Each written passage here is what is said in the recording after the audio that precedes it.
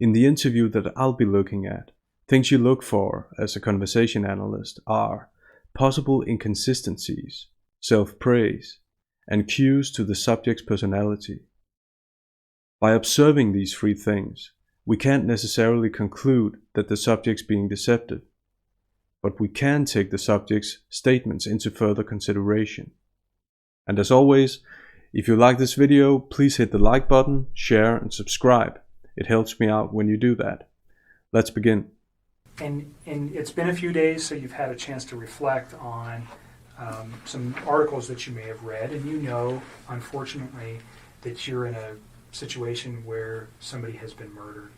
And that information, when you look backwards in your memory with the conversations with Chris, anything that he might have said that would be relative to that, and I'm not just, even if one day he was mad and he said, I want to do this or do that, anything like that, if he ever made any kind of statements that you were like, whoa, that was weird, or why would he say that, or why did he mention that? Do you understand what I'm looking for? No, I completely understand. So the stage is being set here. Let's hear how Nichol answers. I completely understand. I just feel like some of this happened so long ago that I can't tell you like the exact words of the exact conversation at the exact time and place, because it's like we had a lot of conversations. I mean, we talked every single day. So it's like I'm trying to help you guys with the stuff like the stuff that's more current. I can give you guys a lot more like detail and exact times. But when you're asking me about something that happened 6 weeks ago and exactly what was said, it's like, I mean, I'm sure I can give you a general idea, but to be honest with you, like to pinpoint exact words, it's not going to happen. I'm not. She says she can't tell the exact time, the exact conversation, but no one mentioned the word exact but her. She may be trying to protect herself from further questioning, trying to show the detectives that she has limited knowledge, or she may be afraid that too many details will fall back on her. She emphasizes it's not gonna happen, which is a strong stance before the questioning even begins, although at a later point she claims she really wants to help the detectives. I really want to help you guys. I do. I feel like I'm... You often see this in these kinds of police interviews. To avoid guilt by association, the subjects initially stating that they won't be able to remember much, in case they're intimidated by the specificity of the questions. But as we'll see later on, Nichol remembers quite a bit. I mean, I'm sure I can give you a general idea, but to be honest with you, like to pinpoint exact words, it's not going to happen. I'm not. Prefaces like this, where the subject feels the need to say they're being honest with you, are always interesting. They're not necessarily deceptive, even though many times they are. They tell us that the subject is very self-aware and very aware of the person they're speaking with. Honesty is presupposed in conversations, so logically, there's no reason to mention that you're being honest. It's meta-communication, language that's on the outside, looking in. To be honest with you forms a pattern in Nichol's language, and we hear it multiple times during the interview. This is another example of it. What did that cause you to do with your phone, though? Oh, what? When I deleted those? I was just kind of grossed out by him, to be honest with you. I was just like, I don't know what's going on. So even though no one's expressed doubt about Nichol's explanation, she's using language that seeks to convince. So during June and July, were you aware that his family was not... Did you meet his children? So the detectives asked a short question, but noticed Nichol's lengthy answer. Nope, I didn't want June to, and July. And he didn't ask me to. Okay. I mean, not that I didn't want to ever. It was just not now. It's like you're not finalized with your separation, and not only that, we've barely been dating. Like, you can't introduce kids to somebody new in a situation like that. That's something that takes time. I mean, would I have liked to have met them? Of course. That would have been a great honor for me to have somebody introduce their children into my life, but not then. It was something that it was like, okay, well, let's see where we're at in 6 months. Let's see where we're at in a year. And if we're still doing this and you and me are still, happy with where we're at, and you think that this is something that is going to be long-term and is worth bringing your children into the picture, then yes, I would love to meet them. But it's like, not right now. You are still in this situation where you're not even completely out of it, and I'm getting in it, and that's not fair for them. And that was kind of the policy that I had with him, was it was just like, yes, but not yet. Her answer contained self-praise, even though the question didn't call for this. In police interviews, you always look for unmotivated self-praise, when the subject's trying to present themselves in the best light possible.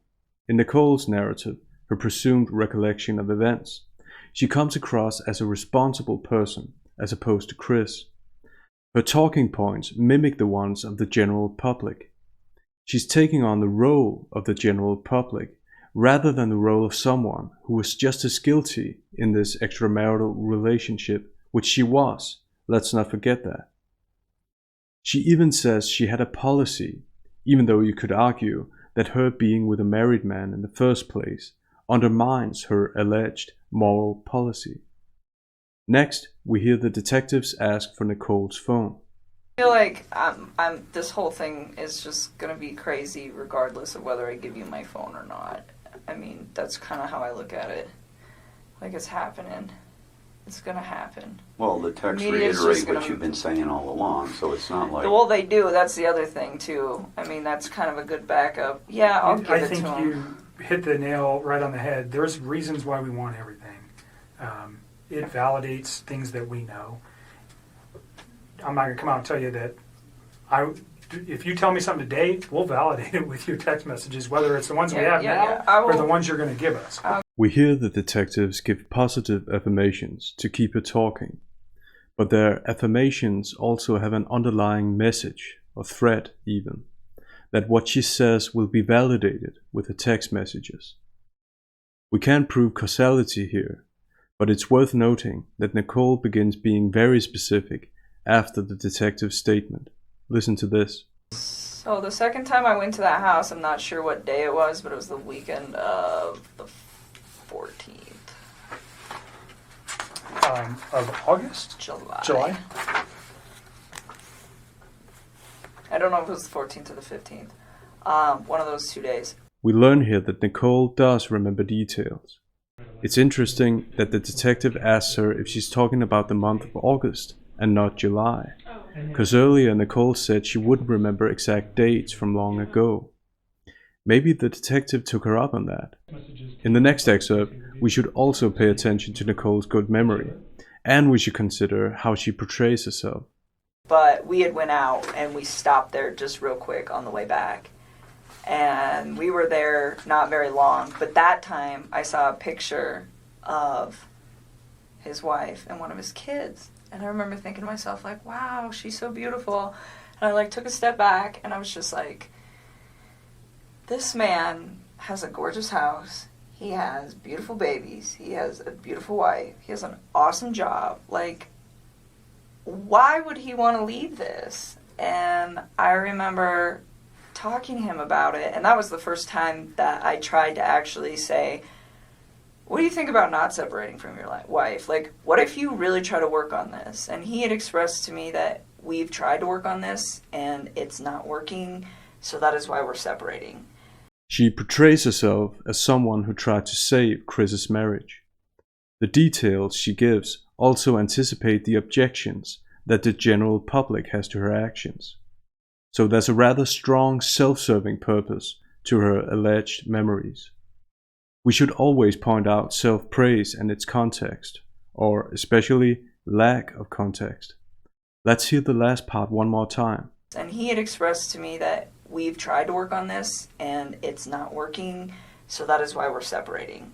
Here she's practically quoting Chris, which suggests that her words in the beginning of the interview, that she wouldn't remember exact words and exact conversations, were an act of self-defense, because she seems to remember almost perfectly.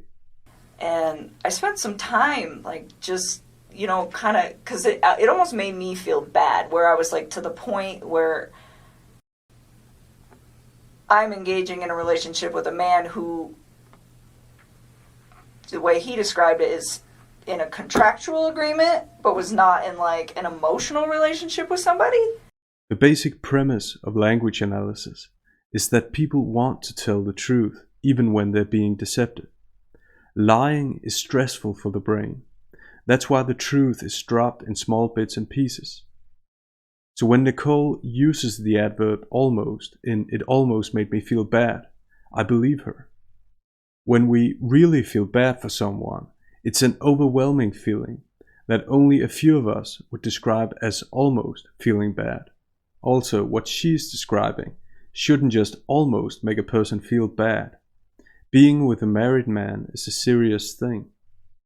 This way of phrasing her guilt, if she has guilt, gives us a small insight into a part of her personality, what she's moved by, and in this case, what she's almost moved by.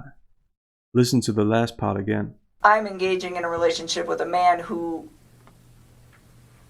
the way he described it, is in a contractual agreement, but was not in like an emotional relationship with somebody. In a subtle way, and with a significant pause before saying it, she makes Chris responsible for the definition of the affair the two were having.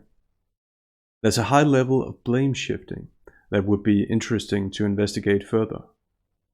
Furthermore, she clearly remembers how he described it. So once again, she's being very specific. And for me, the way I would have preferred to do this is to have waited till that contractual agreement was also done, and he was done. And he could have approached me and said, I'm just had a divorce, maybe we could take this slow. What do you think? Nichol makes it sound like she wanted a different arrangement with Chris than the one he described. But next we hear her admitting that she didn't wait for him to get a divorce. But instead it was, we're separated and we're working on a divorce. And that is the part that I feel bad about, because I should have waited on that and I didn't.